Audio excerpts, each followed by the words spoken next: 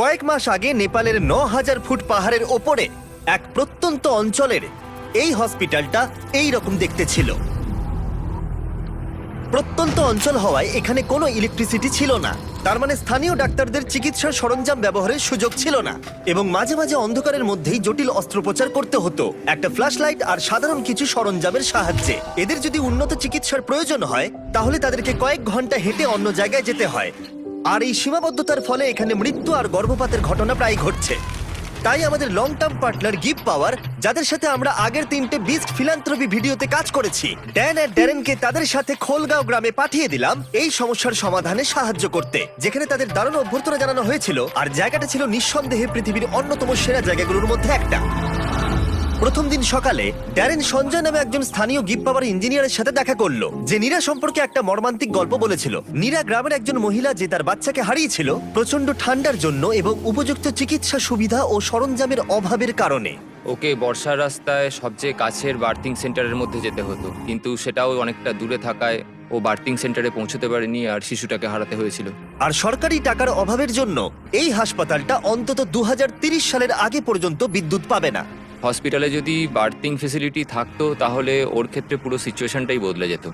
Darren জানতো এটাকে আটকাবার জন্য আমাদের দ্রুত কাজ করতে হবে, তাই সে গ্রিন প্রোগ্রামের প্রতিষ্ঠাতা মালেসের সাথে দেখা করেছিল, যে অনেক ছাত্র এবং স্বেচ্ছাসেবকদের নিয়ে এই প্রজেক্টটা শেষ করতে এগিয়ে এসেছিল। আমি যখন ছোট ছিলাম তখন মালয়েশিয়াতে আমার ফ্যামিলির সাথে দেখা করতাম। তখন প্রথম আমি সমুদ্র পাহাড় দেখেছিলাম, আর তখনই আমি এটা বুঝতে পারলাম যে যদি আমরা মানুষকে এই প্রকৃতির সৌন্দর্য দেখার একটা সুযোগ করে দিতে পারি, তাহলে নিশ্চয়ই তারা এই পৃথিবী এবং প্রকৃতির যত্ন নেবে।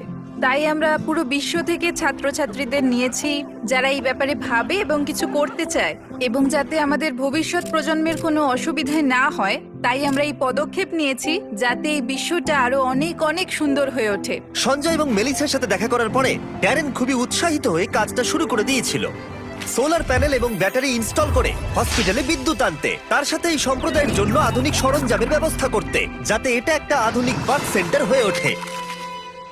ঠিক আছে, আমরা প্রথম দিনের জন্য প্রস্তুত। 3, 2, 1 বিগ ফিলান্থ্রপি!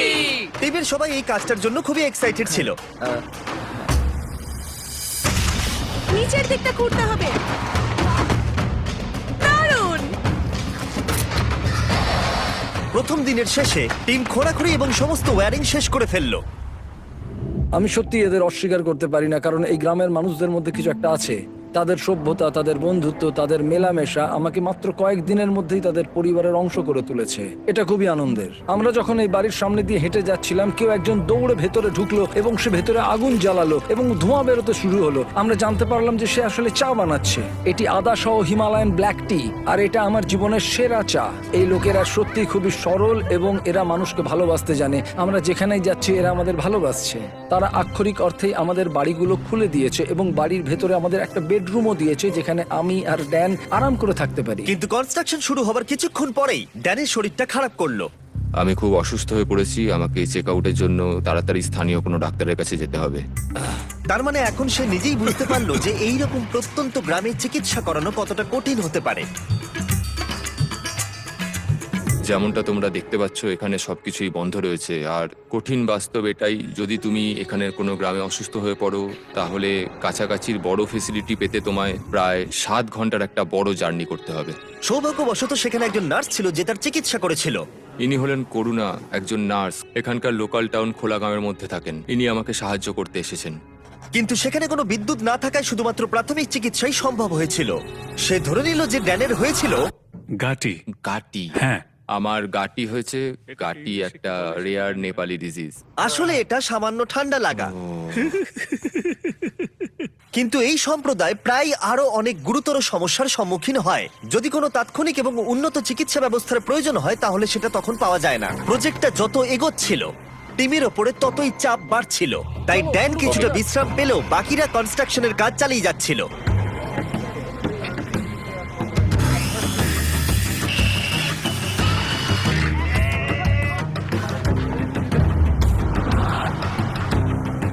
যেহেতু এখন সাপোর্টিং স্ট্রাকচার তৈরি হয়ে গেছিল, তাই আমরা সোলার প্যানেল ইনস্টল করতে শুরু করলাম।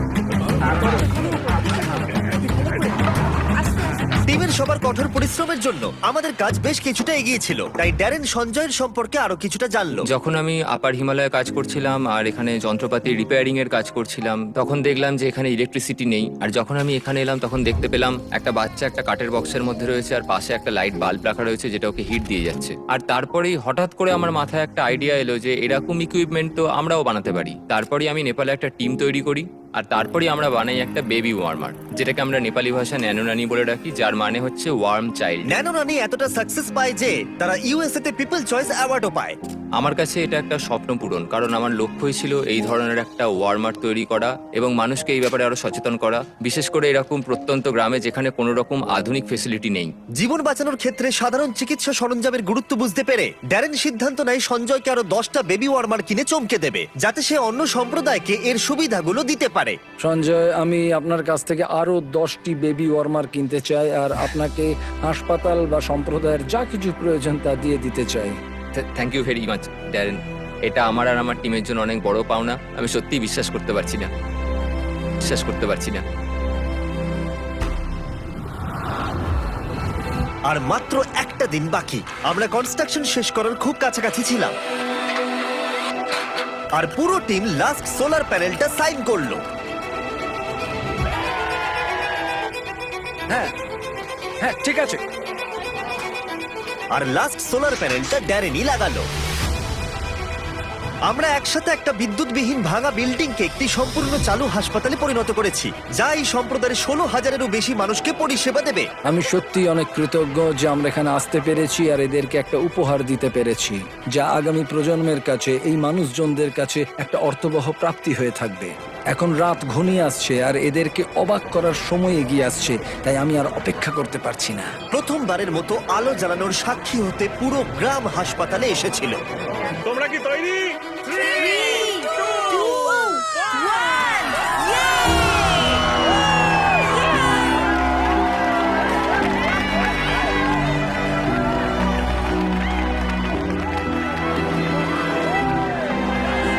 একটি সম্প্রদায় জীবনে প্রথমবার বিদ্যুৎ দেখলো, এটি দেখা যে কি সৌভাগ্যের ব্যাপার তা আমি আজকে অনুভব করলাম।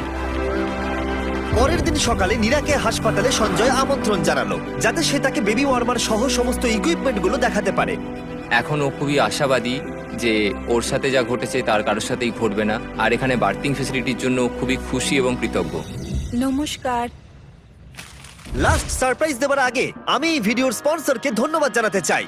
পৃথিবীর সবথেকে ভালো খাবার এই ফিস্টেবল নয়, কেলগস, শুধু এই সময়ের জন্য, কারণ তারা আমাদেরকে সাহায্য করছে। আজ থেকে 31শে জুন 2024 পর্যন্ত কেলগস মাইনক্রাফটের সাথে টিম আপ করেছে তোমাদের free exclusive character creator item দিতে। ঠিক এইরকম ক্যামেল হ্যাট, অ্যাক্সলট হ্যাট আর একটা চেরি ব্লসম ড্রেস। এগুলো তুমি তখনই পাবে যখন তুমি কেলগসের স্পেশাল মার্ক বক্সগুলো কিনবে। ঠিক এইরকম Kellogg's fruit loops, frosted flakes, apple jacks আর কর্ন পপস।